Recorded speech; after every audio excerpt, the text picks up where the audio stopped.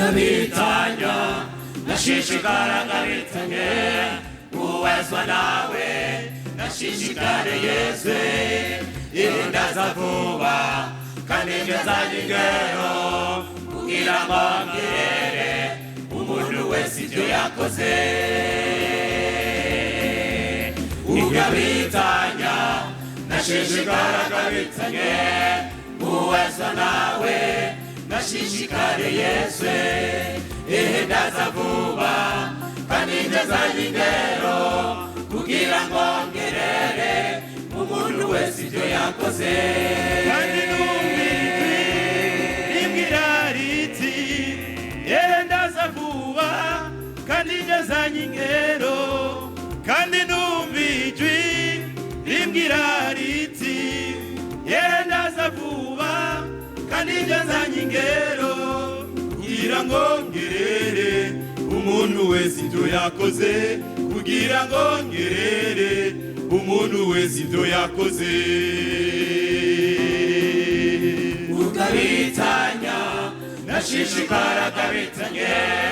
uwezwa nawe nashishikare Yesu ndaza vuba kandi ngezanye ingero kugira ngo ngerere umuntu wese ibyo yakoze ugabitanya nashishikara gabitanye uwezwa nawe nashishikare Yesu ndaza vuba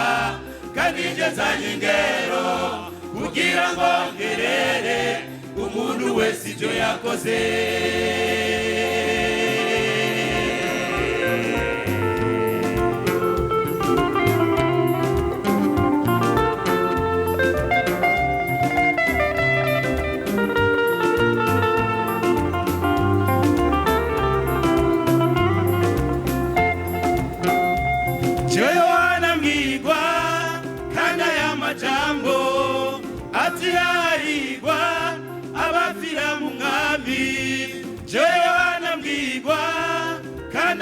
jambo ati hahirwa abafira mu mwami ngo baruhuke ubutame bwabo ibikorwa byabo bibakurikire ngo baruhuke ubutame bwabo ibikorwa byabo bibakurikire ariko hanze hazabahimba n'abarozi ndetse n'abashakanyi abicana n'abaraguza n'umuntu akunda kubesha kandi akabikora umugabane wabo ni muri cya kiyaga cyaka umuriro ndetse n'amazuku urwo nigo rupfu rwa kabiri atagakiza kazoba kakiriho ariko hanze hazobahimba n'abarozi ndetse n'abashakanyi abicana n'abaraguza n'umuntu akunda kubesha kandi akabikora umugabane wabo ni muri cya kiyaga